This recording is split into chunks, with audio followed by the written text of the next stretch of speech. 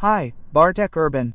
I invite you to test the Audi A6 and the 6-cylinder Audi A6 with a 6-cylinder engine.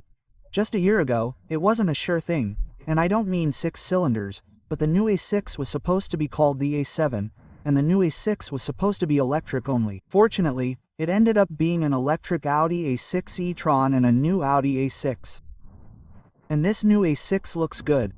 Oh, it looks good. Audi has accustomed us to its rather conservative style in recent years. The models were nice, or rather, modern, but not shocking. And that was the case with the A6 family. Okay, a small exception was the C5 generation, which I feel the new A6 is somewhat reminiscent of, especially the rear seat entry. But I'm testing a more practical body style, the station wagon. And it's a truly beautiful station wagon, or at least I like it, especially in this configuration. Here, the combination of the red paint, called Grenadine, with the beautiful 21-inch rims. Audi Sport does an amazing job.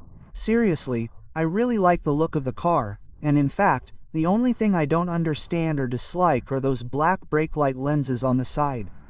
In my opinion, that's the only flaw in this design. Some people also think the front end looks too much like an Audi A5, but those people probably haven't seen the interior. The interior will come later, but the front end does resemble the A5 at first glance, but when you put the cars side by side, the difference is immediately obvious. Does the A6 have a larger grille, a different bumper, a differently mounted Audi emblem, or different lights? Well, they're simply different cars. From the rear, there's no denying they're different. And here, by the way, you can see how much the configuration makes a difference, because as you can see, the base A6 doesn't look stunning. The base unit doesn't have the stunning headlights of the car we tested, and they don't have the daytime running light pattern you can change, both front and rear.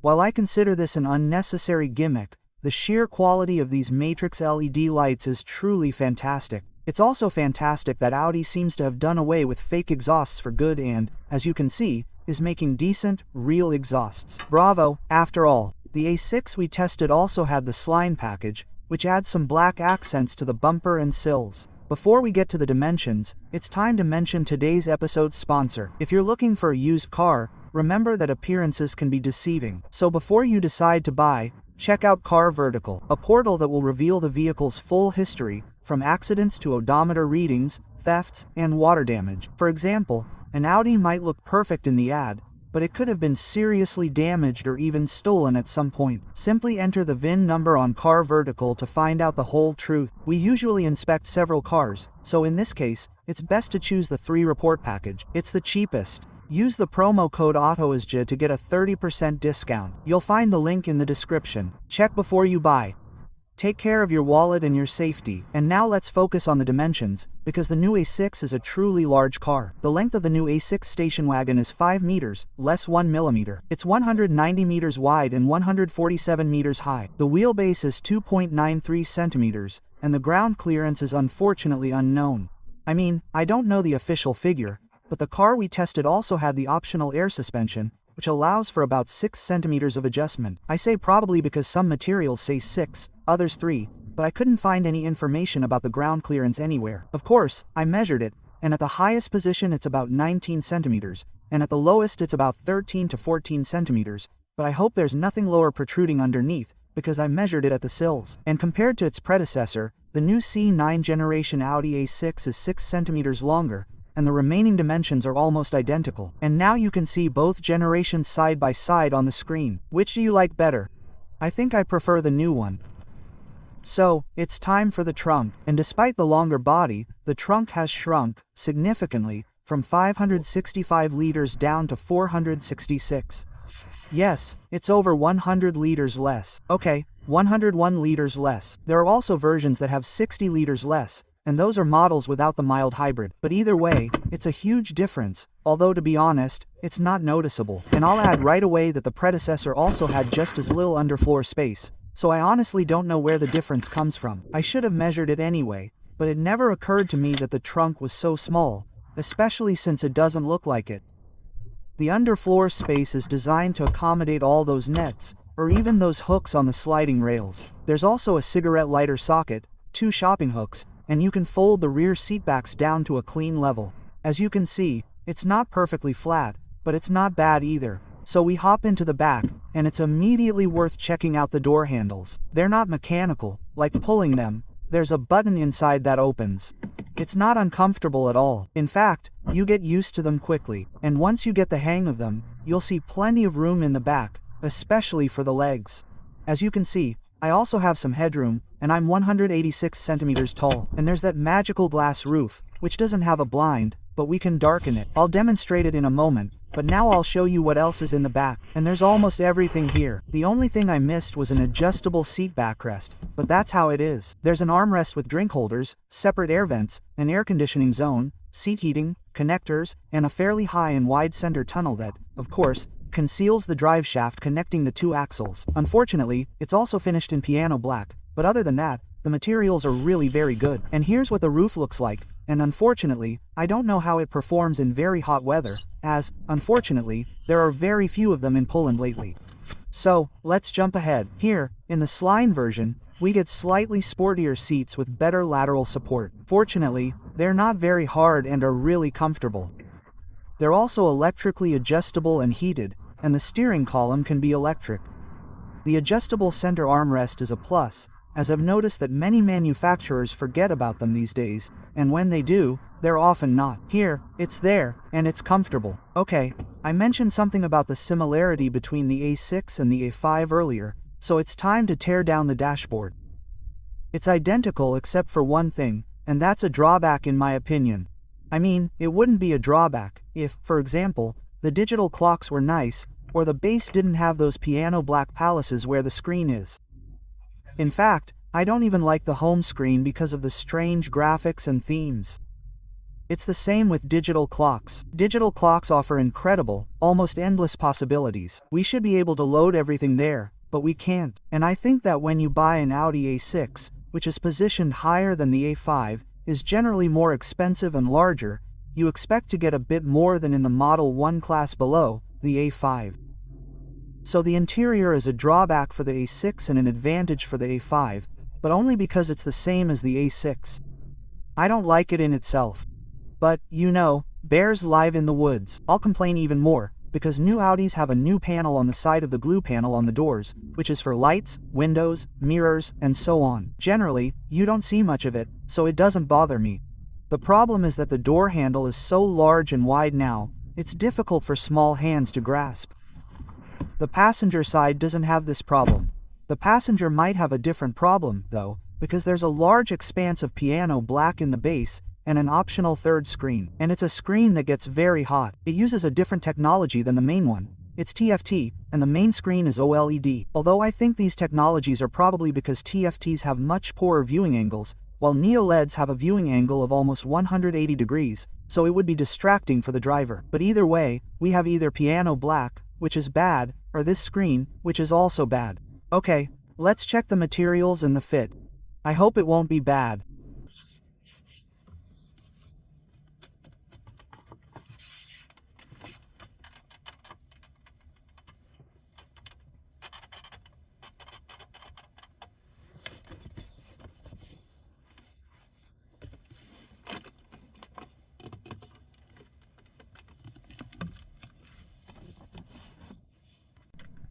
Well, as you've seen and heard, there are a lot of creaky piano black panels. I don't know if I've said this before, but the interior of the new A6 is the biggest, and in fact, almost the only, drawback of this model. And the steering wheel also has haptic buttons, touch-sensitive buttons that pretend to be physical. What's the point of this? To calm you down, I invite you to a demonstration of the storage compartments, and then you'll calm down even more when you see what's under the hood in this test car.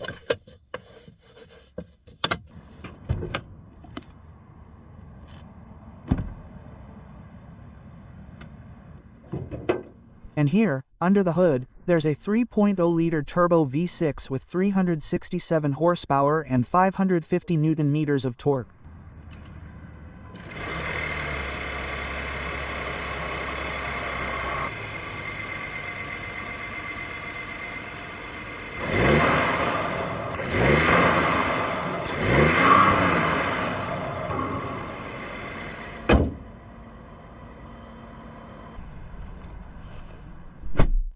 That's right, the engine doesn't make a sound. You can hear the injectors clattering around a bit, and what's even funnier is that usually, after starting, the engine doesn't actually make a sound at all, because when we start it, we drive on electric power for the first few meters, meaning the combustion engine doesn't even start. Here's a very clever hybrid, which Audi calls the He, which actually works like a regular hybrid, like the ones in Toyota. Apparently, Audi doesn't want to be compared to Toyota, which is why they don't call it a regular hybrid, but a mild hybrid. Well, I think I just compared it. Oops, but that's okay, because this hybrid performs exceptionally well, resulting in exceptionally low fuel consumption for such a large, heavy, and powerful car. But before we talk about fuel consumption, let's talk a bit about performance. The Audi A6 we tested, of course, has a 7-speed automatic transmission, and there are no 2 clutches here. It's a classic transmission and quattro all-wheel drive. And this is the Quattro Ultra all-wheel drive, which is, among other things, the same as in the new Audi SQ5 we recently tested. This Quattro Ultra all-wheel drive means the car is more front-wheel drive and has rear-wheel drive, but it's not a Haldex or permanent torsion. This drivetrain is indeed closer to a Haldex, as the Ultra is clutch-based, but it has a slightly different design and different controls. The A6 should accelerate from 0 to 100 km per hour in 4.7 seconds. It's limited to 250 km per hour. Time to find out.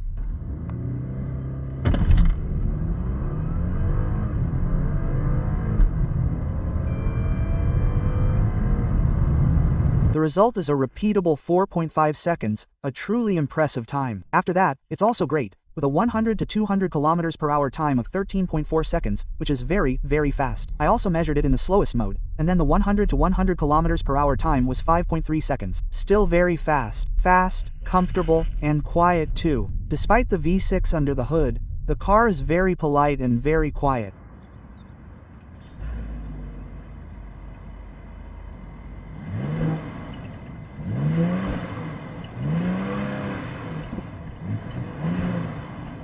Even when starting cold, we can hear the V6 a very muffled sound, and I don't really have a problem with it. That's what the S6 and 6 rupees versions are for, to roar and chatter. Well, that's why I hope there will be such versions, because nothing is known about them yet. However, I believe there will be an S6 and 6 rupees, and the RS6 will have a V8, but there are also rumors about a 29-cylinder V6 system under the hood. But oh well, we'll see. Time will tell. So, the new A6 Avant with the 30-cylinder V6 is very fast and very comfortable with air suspension. Seriously, the car flows beautifully over bumps, and in sport mode, it's stiff and pleasant. Another plus is the optional rear axle steering, which makes the car very agile and even easier to take fast corners. However, I was even more impressed by the fuel consumption. In my last Golf R test, I complained that the car was burning 16 liters in traffic jams, while this one has a 2.0 TSI, 4 cylinders, and 33 horsepower. I drove almost the exact same route in the Audi in the same hours, and the result was 12 liters. Yes, 4 liters less than 2 liters. And here it's 3 liters and even more power. In fact, I could manage up to 7.5 liters in normal city driving. Yes, 7.5 liters, as you can see, with an average speed of 32 km per hour, so there were definitely no traffic jams. But either way, it's a wonderful thing. And on the highway, it's also excellent. At 120 km per hour, I got 7 liters, and at 140 km per hour, 8.5. And that's with a whole family, meaning 4 people on board and luggage in the trunk. Fantastic results. The fuel tank holds 56 liters, which is a bit small. It should have been 70 liters, but the hybrid probably didn't allow for a larger one. By the way, the hybrid has a 1.7 kilowatt-hours battery and allows for short periods of pure electric driving. And as you can see, it works well in the city, and I think it works well on the highway too. And I haven't shown you the throttle response yet.